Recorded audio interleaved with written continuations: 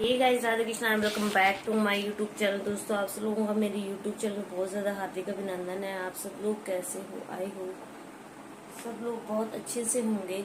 बाकी दोस्तों, सुबह सुबह के जो है ना 3 बज गए हैं और भाई हम उठ गए हैं।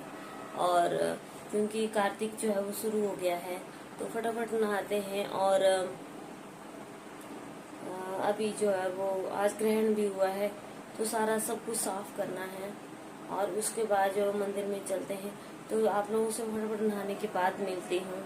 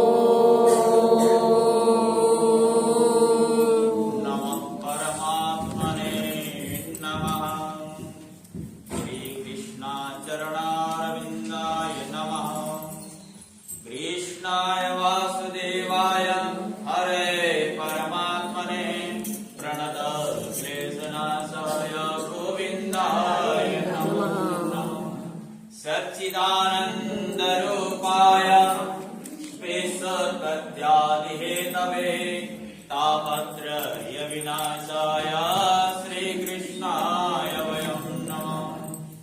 वंशे विभूषितकरान् नवनीरदावान् पीताम्बरकरुणबिम्बफलाधरष्टा पूर्णेन्दुसुन्दरमुखाधरबिम्बनेत्रा कृष्णात् परं किमपि तत्तमहं न जाने। रामाय रामभद्राय रामचन्द्राय वेदसे रघुनाथाय नाथाय सीताय पतये नमः। शान्ताकारं भुजगशयनं पद्मनाभं सुरेशं विश्वाधारं गगनसदृशं मेघवर्णं शुभांगं लक्ष्मीकान्तं कमलनयनं योगिवेदानगम्यं वन्दे विष्णुं भवभयहरं सर्वलोकैकनाथनं। गुरुर्ब्रह्मा गुरुर्विष्णु गुरुर्देवो महेश्वरः गुरुसाक्षात् परब्रह्म तस्मै श्री गुरुवे नमः। आदरं मधुरं वदनं मधुरं नयनं मधुरं हास्ये मधुरं हृदयं मधुरं गमनं मधुरं मधुराधिपते अधिकं गगनं मधुरं गगनं मधुरं गगनं मधुरं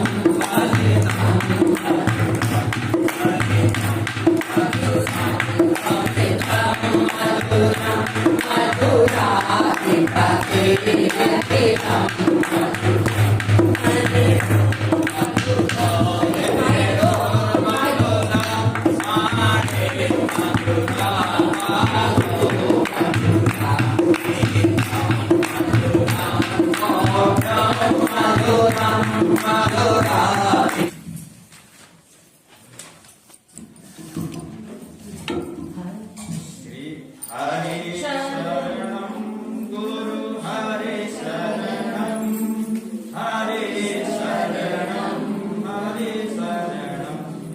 आप शुरू कर दो ना, आप शुरू कर दो।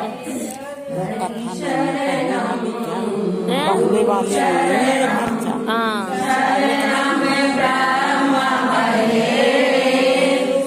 तुलसीदास रघुवर जी की शरण में काटो सबल कलेश। तुलसीदास पूरे गुरु जी की शरण में तारी संगत में चतुरानन वे सुख राधे राम श्री राम जय राम जय जय राम श्री राम जय राम जय जय राम श्री राम जय राम जय जय राम। आज तुम माँ ये बताओ थोड़ा सा। वो कथा नहीं वही थी, वही थी, वही तो थी। कहाँ पूरी वो पहले जाए हाँ यही तो थी। गजाननं भूतगणाधिसेवितं कवित्तजम्बोफलचारुभक्षणं उमासुतं शोकविनाशकारणं नमामि विघ्नेश्वरपादपङ्कजम्। सर्वप्रथम परब्रह्मा परमात्मा अनंत कोटि ब्रह्मांड नायक सच्चिदानंद स्वरूप के चरणों में हम वंदन करते हैं, अपने गुरु के चरणों में वंदन करते हैं। और यहाँ पर उपस्थित सभी माताएं बहनें जो इस कार्तिक माह का पुण्य लाभ लेने के लिए सुबह सुबह सब अपना घर का काम छोड़कर यहाँ पर उपस्थित भगवान के चरणों का ध्यान करने के लिए, क्योंकि कार्तिक भगवान नारायण जो है अपने योग निद्रा से इस समय जागने का है। चतुर्मास जब देवशयन एकादशी के बाद भगवान नारायण शयन अवस्था में अति लाभ देने वाला अति पुण्य प्रदायक। वैसे तो बताया गया कि दान पुण्य यज्ञ आदि धर्म कर्म, क्योंकि भगवान ये नहीं कहते कि हम दिन भर घंटा बजाते हैं पूजा करते हैं, ऐसा नहीं है। मन से अभी आपने कहा एक घड़ी आधी में एक घड़ी में 24 मिनट होता है, उसका भी आधा करके और उसका भी आधा करो 6 मिनट। लेकिन मन तो हमारा इतना चंचल है कि लगता ही नहीं। मन कैसे स्थिर हो? जब तक मन स्थिर न हो तो भगवत चरणों में हमारा ध्यान नहीं लगता। हम पूजा तो यहाँ करते हैं लेकिन हमारा मन घर में होता है, घर के कार्य में होते हैं, अपने व्यापार में होता है, बिजनेस में होता है, ये कार्य छूट गया। तो इसलिए जब आप लोग तो बड़े ज्ञानी हैं, बड़े बड़े पुराण सुनते हैं, भागवत कथाएं चर्चाएं सुनते रहते, सत्संग में जाते रहते हैं, तो जब तक शरीर स्वस्थ अवस्था हो, शास्त्रों में बताया गया कि स्वस्थ अवस्था में दी गई दान वो अनंत गुना फल देने वाला होता है। हमारे यहाँ परंपरा क्या है? मरने के बाद उसको भजा जाता है।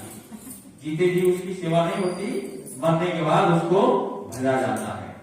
जो मरने के बाद दान किया जाता है उसका कोई फल ज्यादा नहीं, शास्त्रों ने ऐसा बताया। अनंत, जब शरीर स्वस्थ हो, जब धन भी आपके अधीन हो, शरीर भी आपके पराय अधीन न हो।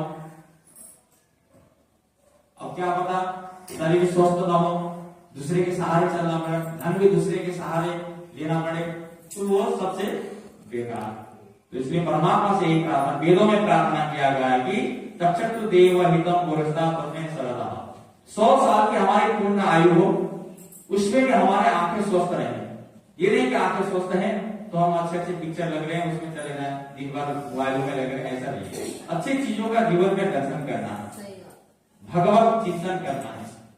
भगवान ने दृष्टि दिया है तो हमें उसका बस जीवन सार्थक बनाने के लिए कोई ज्यादा बड़ी बात नहीं, बस एक बात समझ, हम किस लिए आए हैं, हमारा काम क्या है, बस ये 2 सूत्र जीवन में लागू हो तो जीवन सार्थक हो जाएगा, धन्य हो जाएगा। आए हम किस लिए और करना क्या है, बस ये 2 चीज, जीवन हमारा धन्य हो जाएगा। तो इसलिए कान से हमेशा अच्छे वाणी श्रवण करें, मुंह से अच्छा वाणी बोले, नाक से अच्छा सुगंध लें, यही भगवान से प्रार्थना किया गया है। क्योंकि भगवान हरि, नर और नारायण, हरि और हर में कोई अंतर है नहीं। तो आज विलंब भी हो रहा है, कल से भी विस्तार, अभी हमारे पास 1 महीने समय है, विस्तार से चर्चा करते रहेंगे, सत्संग करते रहेंगे, तो बीच बीच में सत्संग भी होती रहेगी। आइए आज कथा प्रारंभ करते हैं, फिर कल से फिर चर्चा है, कल से 5:30 से करेंगे ना, 5:30 तक सब आ जाएंगे। ठीक 5:15 5:30 तक सब आ जाएंगे।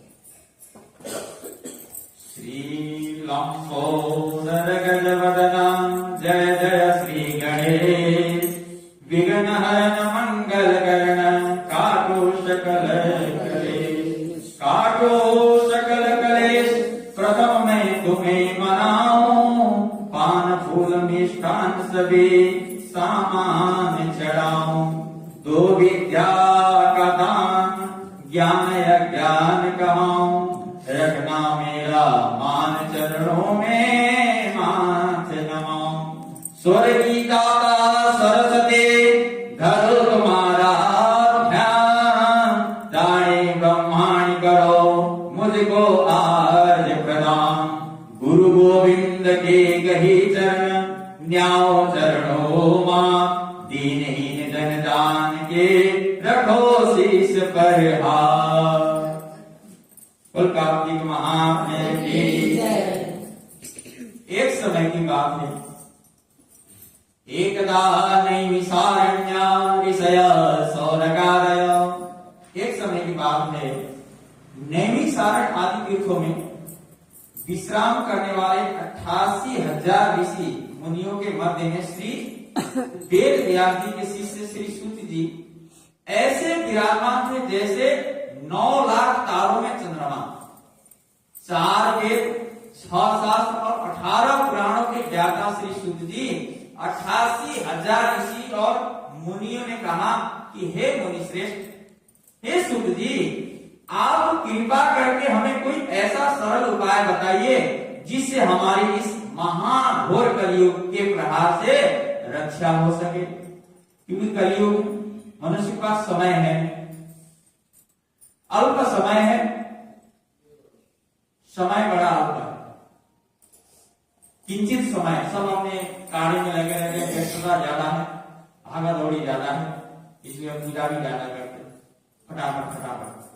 तो एक बात है कि सबसे पहले तो घर की माता है, सबसे पहले घर के काम आप निपटाइए। प्रातः काल में अपने बच्चों को, पतिदेव को विदा करके तब आगे मंदिर में पूजा करिए। घर में भी जो पूजा करेंगे सभी कार्य निपटा करके, पता चले कि बच्चे जा रहे हैं स्कूल, इधर दूध दबा दिया, उधर लंच तैयार करके मन उधर भटकेगा। मन को शांत एकाग्र करके करना है, चाहे आपका विलंब हो कोई नहीं, 6 की जगह 7 होगा, 7 की जगह 8 होगा, लेकिन वो आपका पूजा होगा शांत, लेकिन वो लगेगा तो उसका फिर हमें लाभ भी ज्यादा होगा। हम कहते हैं कि हम दिन भर हम तो इतना पूजा करते हैं, पाठ करते हैं, ये करते हैं, सत्संग, लाभ नहीं। लाभ कैसे होगा कि मन हमारा है, मन तो हमारा चंचल है, बाहर बाहर जाता है, बैठे तो हमें काया गाँव है, मन कहीं और है। और जितने भी बड़े लोग पद से गिरते हैं, ये चंद्रमा मन के कारण गिरते हैं। लालसा, मन क्या है, ऊंचे पद में जाने के बाद मन थोड़ा सा, मन तो है तो मन भटकता है। जितने भी बड़े बड़े योगी सन्यासी सब गिरे, सब मन के कारण, उनके मन वश में न होने के कारण। जिसने मन को वश में कर लिया वो सारा जगत को जीत सकता है, ऐसा चंद्रमा। ऐसा शिव जी, भगवान शिव की पूजा करने से चंद्रमा अपने आप प्रबल हो जाता है, और माँ की सेवा करने से तो चंद्रमा और अच्छा हो जाता है। जिसके साथ माँ के साथ द्वेष रहता है उसका चंद्रमा कभी सही नहीं रहता। और पिता सूर्य के कारक है, तो हमेशा पिता से संबंध बने सूर्य अच्छा होता है, भाइयों से संबंध अच्छा बने तो मंगल ग्रह अच्छा होता है, मामा से बहनों से अच्छा रिश्ता हो तो बुध ग्रह अच्छा होता है, पत्नी से अच्छा हो तो शुक्र ग्रह। ऐसे ही ग्रहों की भी चराचर वनस्पति के ऊपर पड़ती है। हम तो मनुष्य हैं। देखिए कल ग्रहण लगा, चंद्रमा को भी ग्रहण लगा, सूर्य को भी ग्रहण लगती है। जब समुद्र मंथन हुआ तो वहां से 14 रत्न हुआ, हलाल विष भी निकला, अमृत भी निकला। जब भगवान नारायण ने मोहिनी के रूप धारण करके देवताओं को अमृत पिलाने लगे और राक्षसों को भी, इसने में देख लिया राहु के रूप, जाके चंद्रमा और सूर्य के बीच में जाकर बैठ गए। जैसे पिलाया चंद्रमा ने सूर्य इशारा किया, भगवान नारायण ने सुदर्शन चक्र से काढ़ा, लेकिन अमृत तो अमृत था, अमृत पान कर तब से घट अलग, तब से ये ग्रहण लगाते हैं, दोनों को ही ग्रहण लगाते हैं। रक्षा हो सके समस्त ऋषि मुनियों के मुंह से ये बात सुनकर श्री शुद्ध जी बोलते हैं कि तुम्हारी श्रद्धा तथा प्रभु भक्ति को देखकर मेरा हृदय बहुत प्रसन्न हुआ है। इसी से आज मैं तुम्हें कार्तिक महात्म्य की पावन कथा सुनाता हूं, जिसके सुनने से इस कली काल में मनुष्य के समस्त पाप नष्ट हो जाते हैं और मनुष्य इस लोक में शुभ होकर अंत में वैकुंठ वास को पाता है। सो आप सावधान होकर सुने, भक्ति पूर्वक सुने और निष्ठा पूर्वक सुने। एक समय संसारी जीवों का भला चाहने वाले ब्रह्मा के पुत्र भी नारद मुनि ब्रह्मलोक में पहुंचकर जगत रचयिता श्री ब्रह्मा जी को नतमस्तक प्रणाम करके विनीत भाव से पूछने लगे कि हे श्री पितामह, कृपा कर आप कोई ऐसा धर्मोपदेश सुनाने की कृपा करें कि इस महाकलियुग में सब पापों को नष्ट करके मोक्ष देने वाले हो। नारद जी की श्रद्धा युक्त बात सुनकर श्री ब्रह्मा जी बोलते हैं, हे पुत्र, तुमने संसार के कल्याण जो बात पूछी है सो तुम्हारी भगवान के चरणों में सच्ची श्रद्धा भक्ति देकर आज मैं तुम्हें कार्तिक मास का पावन महात्म्य मैं सुनाता हूँ। अगर तुमने अपने कल्याण के लिए पूछा होता तो मैं शायद नहीं बताता। तुमने जगत कल्याण के लिए पूछा है तो मैं उस बात को अवश्य बताऊंगा, उस उपाय को अवश्य बताऊंगा।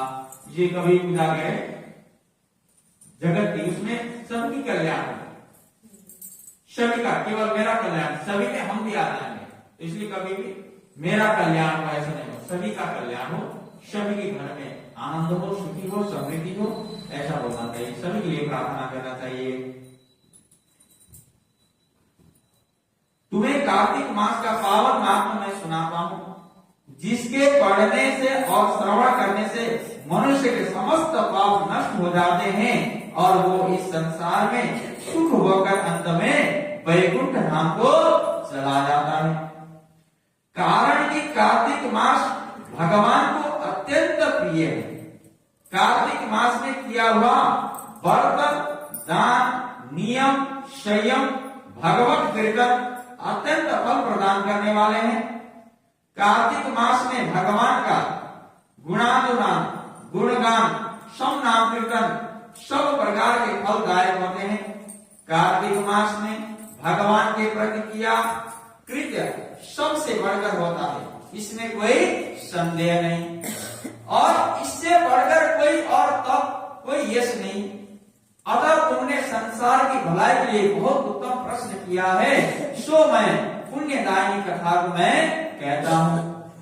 अब तुम श्रद्धा युक्त होकर सुनो, सावधान होकर सुनो, श्रद्धा पूर्वक सुनो।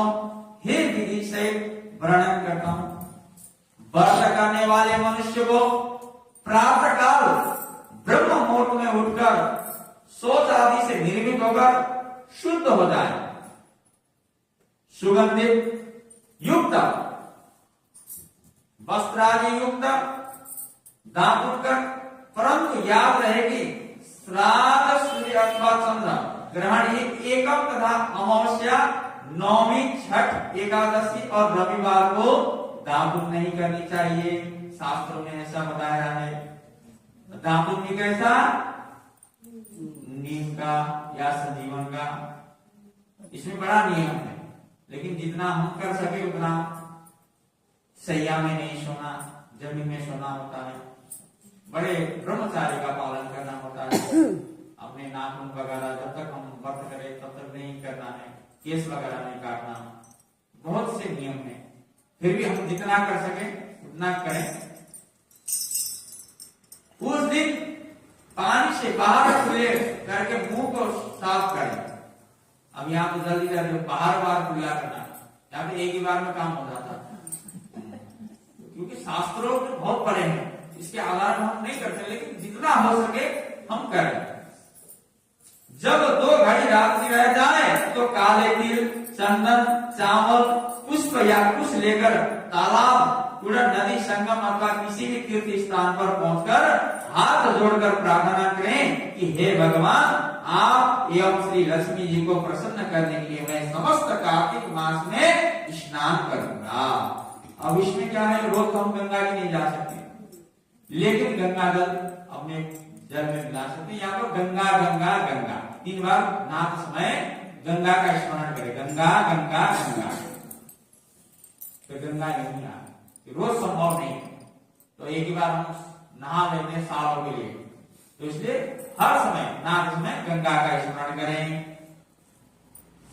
इस प्रकार प्रतिज्ञा करके श्री गंगा जी शिव, सूर्य, विष्णु, नारायण का ध्यान करके नाभि पर्यंत जल में प्रवेश करके अच्छी तरह से स्नान करें।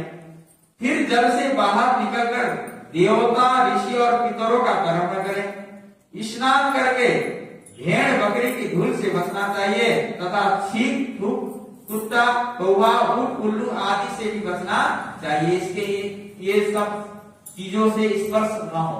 हम जब स्नान करें तो रास्ते में भी आ रहे हैं तो कुत्ते वगैरह ये सब चीजों से स्पर्श न हो, नहीं तो हम असुख हो जाएंगे, क्योंकि आजकल तो फैशन आ गया है, कुत्ते को घर पे रखना है, पालना है, पेड़ में सुलाना है। हाँ, एक चीज बढ़ती है, आप वो करते हैं अपनी जगह सही है, लेकिन पूजा के कार्य में हम तो बड़े लोगों को देखते हैं कि वो पूजा में भी साथ में रखते हैं, चंदन लगाओ, तिलक कराओ, ये हाल है।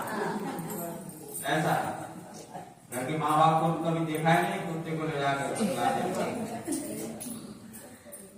इन सबसे बचना, इनके स्पर्श से बचना चाहिए, नहीं तो पुनः स्नान करना पड़ेगा। मिथ्यावादी, नीच प्रकृति वाले आदमी से वार्तालाप नहीं करना चाहिए। जब हम व्रत करें, जो मिथ्यावाद, जो दूसरों की चुगली करता है, जो अनादि बातें बताए, उनके उससे भी बचना चाहिए, क्योंकि हमें इस महीने में भगवान भक्ति प्राप्त करना है, वैसे तो सदैव करना है। मिथ्या बातों से बचे, सत्य वचन बोले, इन सभी से वार्तालाप नहीं करनी चाहिए। इसके बाद षोडशोपचार विधि से श्री भगवान का पूजन करें, भगवान का अर्घ्य दें, प्रार्थना करें, हे भगवान, आप श्री राधा से मेरे इस अर्घ्य को ग्रहण कीजिए। इस प्रकार प्रार्थना करके उपानम, पाद्य, अर्घ्य, आचमन, स्नान, वस्त्र, चंदन, अक्षत, पुष्प, धूप, दीप, नैवेद्य, तांबूल, पुंगी फल, दक्षिणा, नमस्कार, ये चीज षोडशोपचार में ये चीज आती है। जैसे हम पूजा भी करते हैं तो षोडशोपचार, एक होता है पंचोपचार, एक होता है षोडशोपचार। षोडशोपचार में ये आता है, क्योंकि अग्नि तो अग्नि है, अग्नि तो आप यज्ञादि, अग्नि का पत्नी स्वाहा, स्वाहा, अग्नि का पत्नी का नाम स्वाहा, क्योंकि अग्नि तो वही है, यज्ञ का भी अग्नि जलाती है, शमशान का भी वो स्पर्श करने के बाद जलाती है, दोनों में इतनी क्षमता रहती है। इसलिए स्मरण रहे कि हमारा कार्य क्या है, मनुष्य जीव हमें किस लिए प्राप्त हुआ है। बड़े भाग्य मनुष्य तन पावा, तुलसीदास कहते हैं बड़े भाग्य से मनुष्य का ये तन मिला है। तो उसमें हम जब तक जीव गर्भ में रहता है क्या करता है, पुकारते रहता है,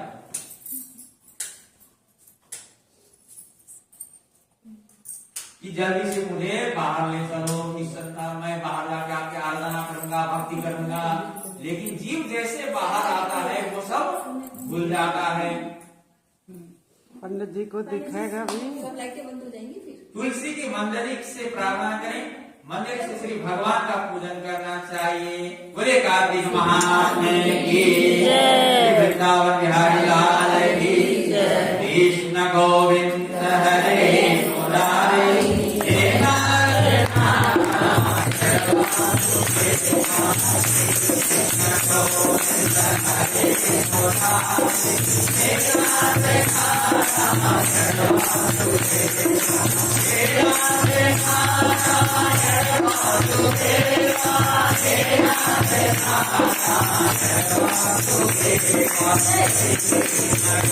तो मंदिर से तो हम आ गए और भाई आप लोगों ने सुना कि कार्तिक मास की कथा का पहला अध्याय हमारे मंदिर में पंडित जी ने बहुत अच्छे तरीके से सुनाया, मुझे बहुत ही अच्छे तरीके से सुनाया। तो मैंने सोचा कि क्यों ना मैं आप लोगों के लिए भी शूट कर लूं। तो मैंने कार्तिक मास का पहला अध्याय, कार्तिक के महीने की जो पहली कथा होती है, विष्णु भगवान जी को अर्पित है कार्तिक मास, तो वो पहला अध्याय जो है वो आज का हुआ है। तो चलिए, अगर आप लोगों को भी कार्तिक मास की वीडियो सुनने हैं, सारे अध्याय सुनने हैं, तो मेरे चैनल को सब्सक्राइब कर लीजिए। मेरे चैनल पे डेली आपको ये कथा सुनने के लिए मिलेगी। कल के वीडियो में आप लोगों से फिर से मुलाकात होगी। तब तक के लिए राधे श्याम। ओम नमो भगवते वासुदेवाय नमः।